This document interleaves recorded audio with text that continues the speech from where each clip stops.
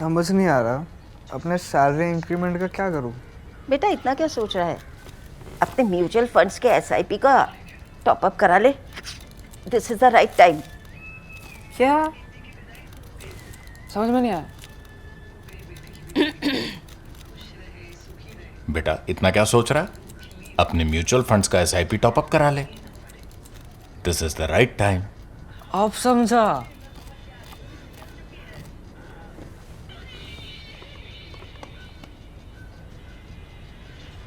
Mutual fund investments are subject to market risks. Read all scheme-related documents carefully. Prime Minister Narendra Modi must be hurting. Never in his 25 years at the helm in Gandhinagar and New Delhi did he have to sacrifice a minister under duress. What to speak of those working directly under him? He wouldn't let go of chief ministers even if they become real estate moguls like Mohan Yadav in Madhya Pradesh, or use their offices to allegedly award government contracts worth hundreds of crores. Family members like Pema Khandu in Arunachal Pradesh. Not that PM Modi does not sack people. When needed, he has dumped CMs and union ministers more often than people usually change their cooks and drivers. But he does not sack them on public demand. Not immediately for sure. It's a question of his iqbal or authority. That's why Education Minister Dharmendra Pradhan's ouster is so unusual. Why did PM Modi capitulate before Gen Z so easily? I guess he must have been briefed about cockroaches. According to a study on little mighty cockroaches published in the scientific journal The Innovation, they have 4 biological traits: heavy appetite and starvation tolerance, robust innate immunity and detoxification ability, developmental plasticity, excellent fecundity, and a strong regenerative capacity. Think of each of these traits figuratively and metaphorically, and you will know why these little mighty cockroaches at New Delhi Jantar Mantar shook up a titanium-coated PM. When Congress leader Manishankar Iyer called him a niche admi or petty person, Modi and the BJP made this a huge issue in the 2017 Gujarat election. Rahul Gandhi was convicted and sentenced to 2 years of imprisonment for associating the Modi surname with thieves. And here these cockroaches were using the worst expletives against the Prime Minister and making them viral on social media.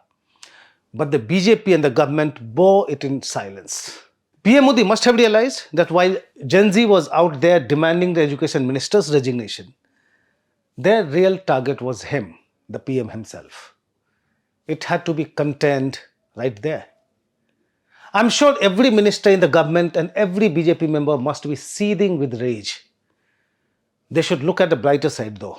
Gen Z have done them a favor, jolting them out of their comfort zone, probably in time to smell the coffee. The Modi government's refusal to take accountability for anything was making it look arrogant. Hundreds of people died in train accidents. The political accountability was limited to photo ops at the accident sites. When people died in a stampede at a railway station in the heart of the national capital, the political accountability was limited to paying compensation to the grieving families. Many families were paid in cash within hours of the stampede. How so much cash was arranged so quickly remains a mystery. Well, with lakhs given in cash, the grieving families had to leave Delhi with the dead bodies as soon as they could. India suffered an international embarrassment at the AI summit due to the Chinese robo-dog. Ministerial accountability was beyond question, of course.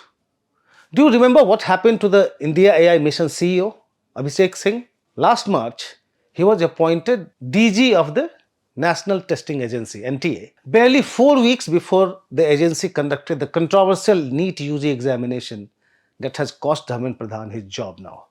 The people had no idea what to take PM Modi to fix political accountability.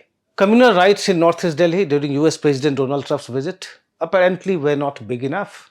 Nor was the intelligence failure in Pahalgam, nor is the virtual geographical bifurcation of Manipur along ethnic lines and the continuing violence there. These are just a few among a myriad of examples. Dharmendra Pradhan must find it unfair. So many of his cabinet colleagues have gotten away with much, much worse. If the NEET UG examination had happened in the computer-based test CBT format, the risk of a paper leak would almost certainly have been much lower. Guess why the CBT format was not used? Because the JP Nadda-led health ministry rejected the proposal. So Nadda is as much to blame for the paper leak. Dharmendra Pradhan can't say that about his former BJP president, of course. Nadda, along with Union Minister Jitendra Singh, later negotiated a deal with the Cockroach Janata Party, resulting in Pradhan's resignation. Dharmendra Pradhan can take solace in the fact that his resignation has finally kicked off the process of political accountability in the Modi government. Ministers are likely to be more vigilant now. The Gen Z must get the credit for this.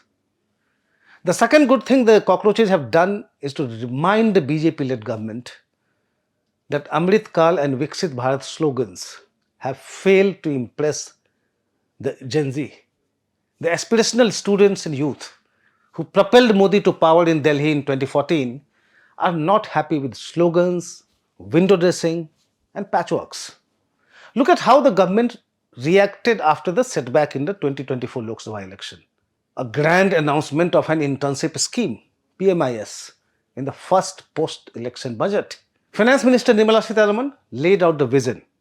1 crore youth to get internships in 500 companies over the next 5 years.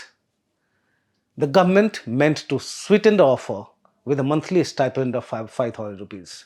The government did not say it, but those internships were understood to convert into jobs.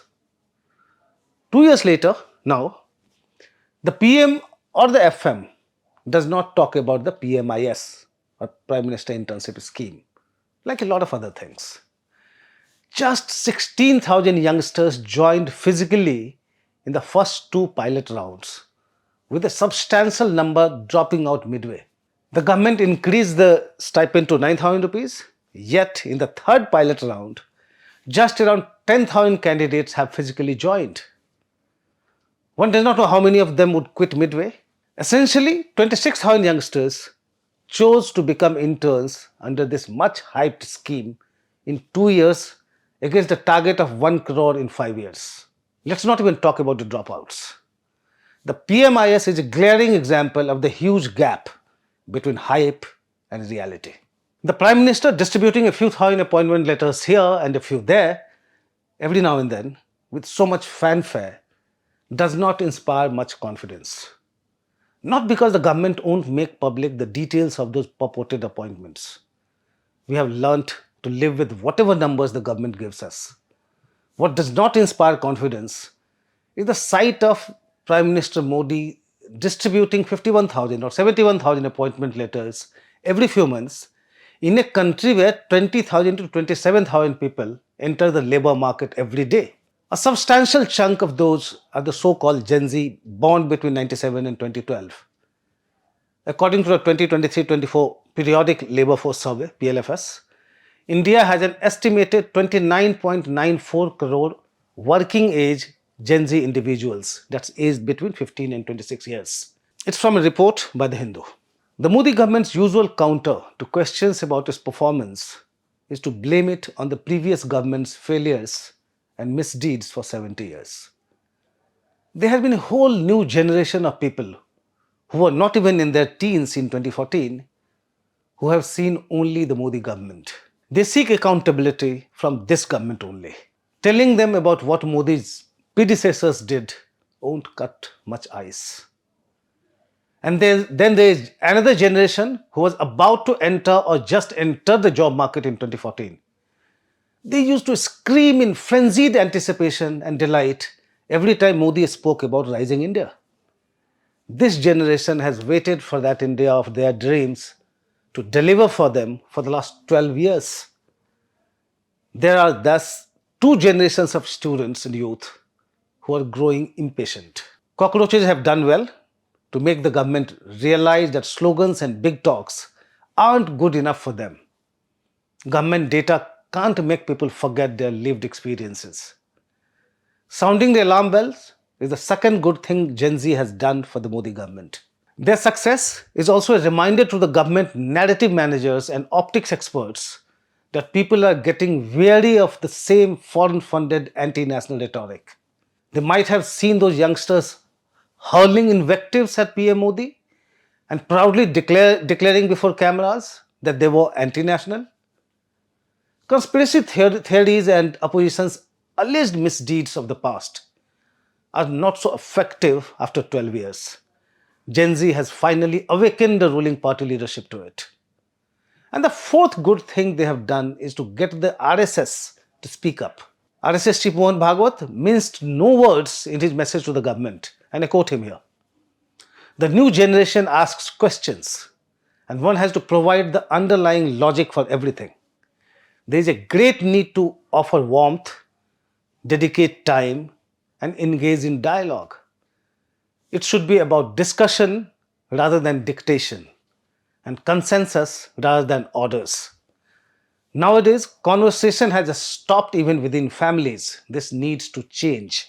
Unquote. That was Mohan Bhagwat speaking on Friday evening.